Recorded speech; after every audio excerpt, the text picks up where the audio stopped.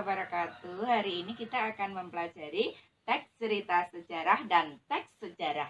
Apa perbedaan keduanya? Mari kita dengarkan penjelasan bundaku ya. Assalamualaikum warahmatullahi wabarakatuh. Anak-anak, bertemu lagi dengan Bu Guru. Hari ini kita akan membahas teks sejarah dan teks cerita atau novel sejarah. Pengertiannya, teks sejarah atau novel sejarah adalah teks yang membahas atau menceritakan suatu rangkaian peristiwa masa lalu yang menjadi asal muasal atau latar belakang terjadinya sesuatu yang memiliki nilai sejarah, baik bersifat naratif atau deskriptif. Ya. Perbedaan kedua teks tersebut, kita lihat gambarnya dulu. Kalau yang sebelah kiri itu adalah novel Cut Nyak Dien, sedangkan sebelah kanan adalah biografi Amr bin As. Ya, biografi dengan novel. Ya. Kita lihat perbedaannya. Teks sejarah atau teks non-fiksi. Non-fiksi itu berarti umum ya, bukan sastra. Yang pertama, kalau teks sejarah disusun berdasarkan data atau fakta yang objektif. Ya, objektif sesuai ya. Kemudian yang kedua, penggambaran tokohnya ditulis lengkap. Ya, tokohnya seperti apa itu digambarkan lengkap. Yang ketiga, pengembangan karakter tokoh diungkapkan sepenuhnya. Jadi kalau tokohnya punya beberapa karakter, maka semuanya ya bisa diungkapkan dalam teks sejarah. Yang keempat, menyajikan kehidupan sesuai dengan data dan fakta. Yang kelima, ada tiga bagian strukturnya, nanti akan kita lihat. Sedangkan untuk teks cerita sejarah berarti teksnya fiksi karena berupa cerita. Bisa berupa cerpen, bisa berupa novel. Sebetulnya antara novel dan cerpen itu ada persamaannya. Hanya kalau novel itu kumpulan dari cerpen secara kronologis. Itu bedanya ya, pada hakikatnya adalah sama. Teks cerita sejarah, cirinya yang pertama, jalan pengisahannya disusun berdasarkan sejarah seseorang. Jadi ceritanya harus sesuai dengan pengisahan. Ya, kemudian yang kedua, penggambaran kehidupan batin tokoh lebih mendalam. Jadi gambaran kehidupan batin tokohnya itu lebih mendalam, itu maksudnya digambarkan secara detail. Misalkan kalau dalam teks sejarah itu sedang sedih, maka di dalam teks cerita sejarah sedih itu digambarkan lebih detail. Bagaimana mukanya, bagaimana cara jalannya. Kalau orang sedang jalan itu kalau sedih kan beda, biasanya lungkrah gitu ya. Nah itu kalau dalam teks cerita lebih detail. Yang ketiga, pengembangan karakter tokoh tidak diungkapkan sepenuhnya. Ya, ada beberapa saja tidak sepenuhnya ditulis, nanti akan panjang sekali. Yang keempat, menyajikan kehidupan sesuai dengan pandangan pribadi. Jadi ketika kita menulis sejarah, teks cerita sejarah itu sesuai dengan pandangan kita. Ya, yang penting tidak keluar dari teks sejarahnya. Ya, kalau keluar berarti nanti sudah tidak sesuai. Ya, cara pandangan pribadi orang itu berbeda-beda. Oh, misalkan saya ingin menulis cerita tentang Pangeran Diponegoro, versi saya dengan versi kalian pasti akan berbeda.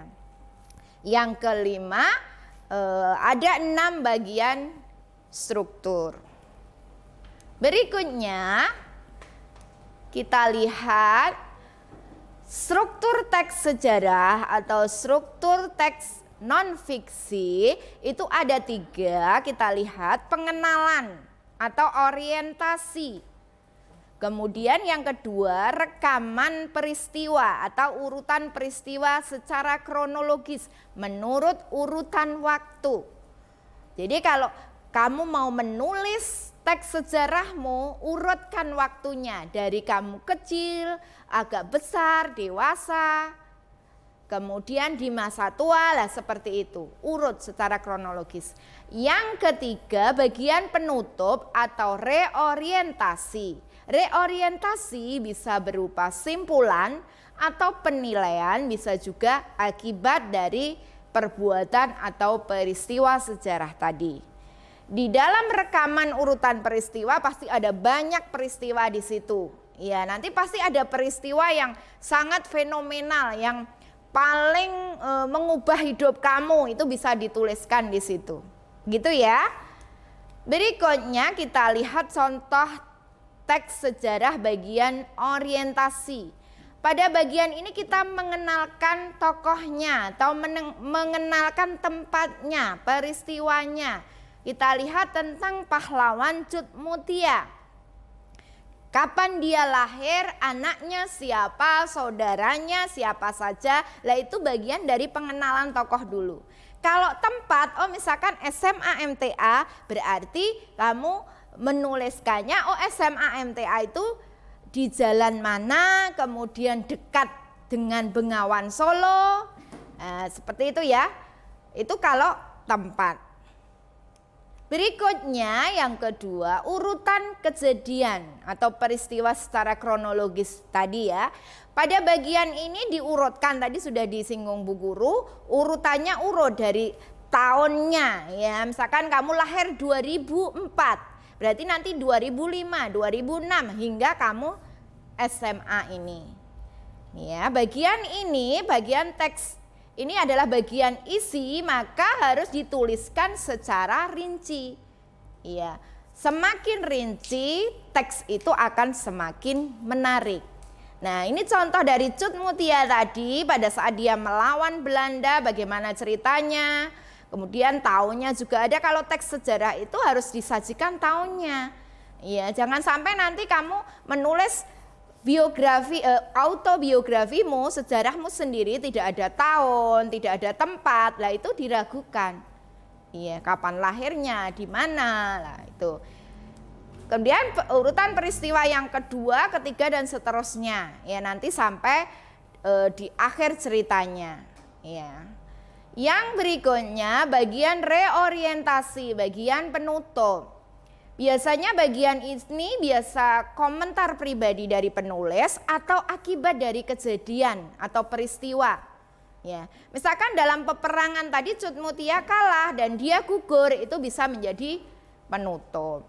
Ya, seperti ini. Perjuangan melawan penjajah pun dilakukan bersama sisa-sisa pasukannya. Ia menyerang dan merampas pos kolonial sambil bergerak menuju Gayo. Ya, tanggal 24 Oktober Cut Mutia dan pasukannya bentrok dengan Merecus di Aulia Kuring. Disinilah Cut Mutia syahid. Nah, ini bagian akhir. Kita lihat contoh teks sejarah. Kita lihat ya. Ini biografinya Pak Erdogan. Ini pernah menjadi hadiah waktu peringkat kelas.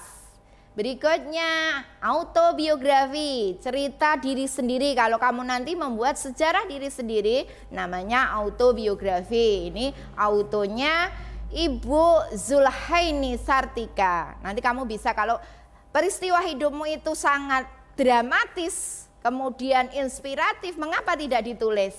Ya, nanti bisa berguna dan kamu pun dapat royaltinya. Yang ketiga, catatan sejarah. Sejarah masuknya Islam di Indonesia, pelajaran sejarah itu semua masuk di sini ya, catatan sejarah. Yang keempat, catatan peristiwa. Misalnya kamu senang traveling, mengapa tidak kamu dokumentasikan dalam bentuk foto, kemudian dalam bentuk tulisan.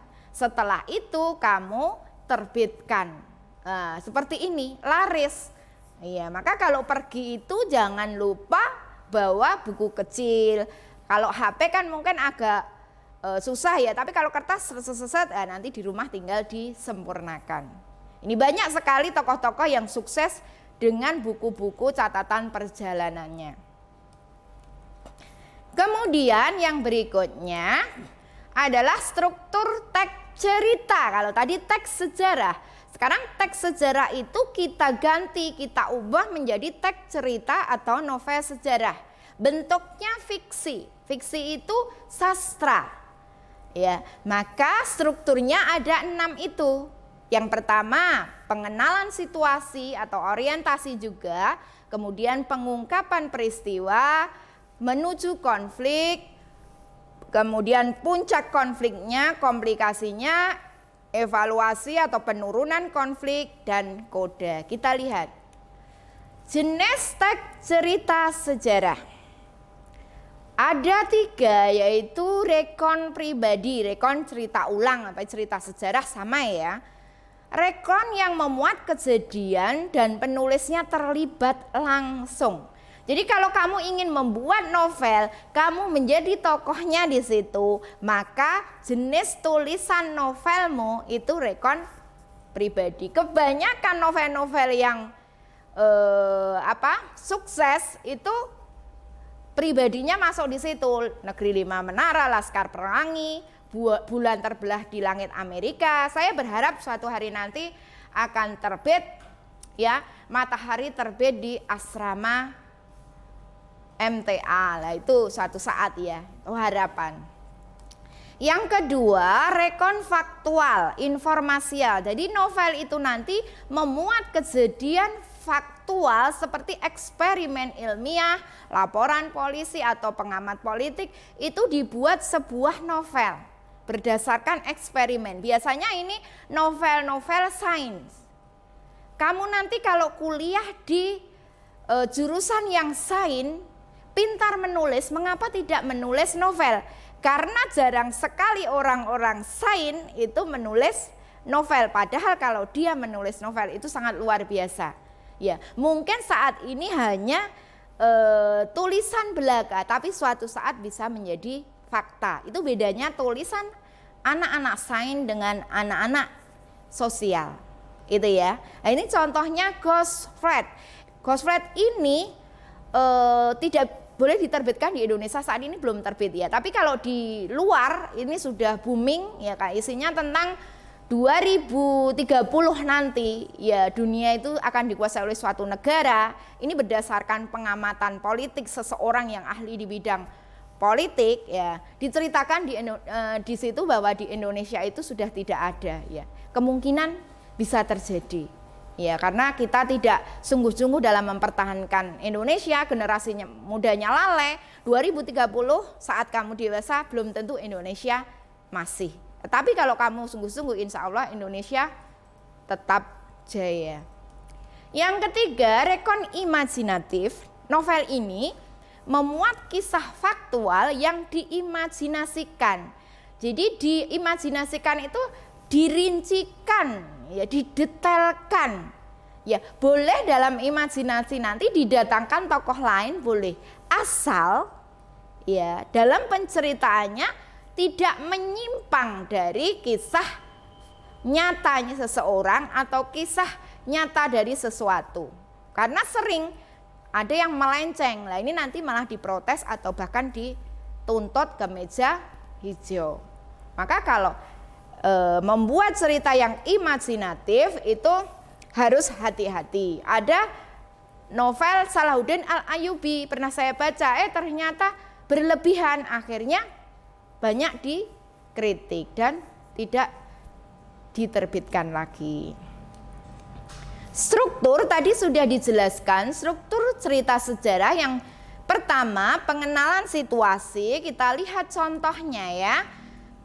Pengenalan situasi kita memperkenalkan boleh tempat, boleh peristiwa, boleh tokoh. Ya latar, itu latar peristiwa kan, latar tempat, latar tokoh. Hubungan antar tokoh itu dipakai sebagai bagian pertama pengenalan cerita. Ini saya perlihatkan salah satu contoh bagian dari novel Negeri Para Bedebah. Pesawat berbadan besar, lah ini kan menjelaskan tempat. Oh, berarti dia berada di pesawat yang besar. Gadis dengan rambut dikucir, berarti tokohnya dikucir. Kalau kamu anak seorang muslim berarti kan gadis berkerudung hijau agak kekuningan. Nah, dideskripsikan lebih detail, jangan kuning. Tapi kalau hijau jangan hijau saja. Kalau di dalam cerita itu hijau itu harus dijelaskan. Hijaunya apa? Ya kalau sudah agak kusam ya hijau terlihat kusam ya dijelaskan. Itu bedanya tadi sejarah dengan cerita sejarah.